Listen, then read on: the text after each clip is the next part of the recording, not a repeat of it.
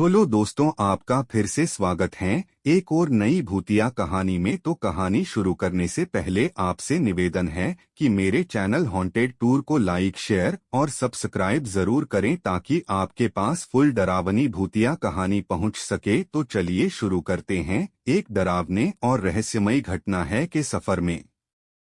यह कहानी एक ऐसे गांव से शुरू होती है जो एक पुरानी, वीरान और रहस्यमयी हवेली के साए में जीता है। गांव वालों का मानना है कि इस हवेली में एक भूतिया आत्मा का बसेरा है और उसके पास जाना मतलब अपनी मौत को बुलाना है।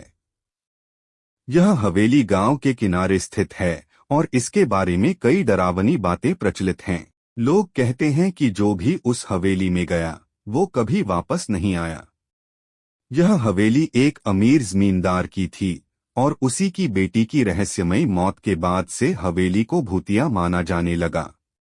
कहा जाता है कि उस जमींदार की बेटी की आत्मा वहां भटक रही है।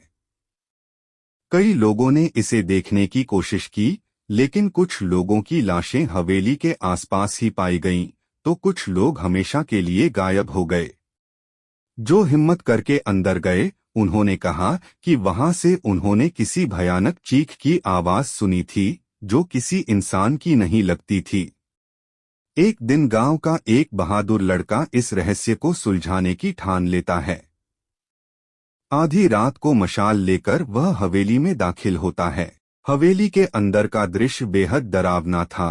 दीवारों पर अजीब निशान बने हुए थे, हर जगह धूल जमी हुई थी और ठंडी हवा की हलचल में अजीब सी फुसफुसाहट हो रही थी। जैसे ही वह तहखाने की ओर बढ़ता है, अचानक उसे एक चेहरा दिखाई देता है। वह चेहरा उसी जमींदार की बेटी का था जिसकी रहस्यमय तरीके से मौत हो चुकी थी। यह देखते ही लड़के के दिल में खौफ भर जाता है और वह भागने की कोशिश करता है, पर हवेली के दरवाजे खुद ब खुद बंद हो जाते हैं। सुबह तक गांव वालों ने लड़के को खोजने की कोशिश की, पर उसका कोई सुराग नहीं मिला। उस रात के बाद से हवेली से लड़के की चीख की आवाजें आने लगीं। यह घटना पूरे गांव में दहशत का माहौल बना देती है।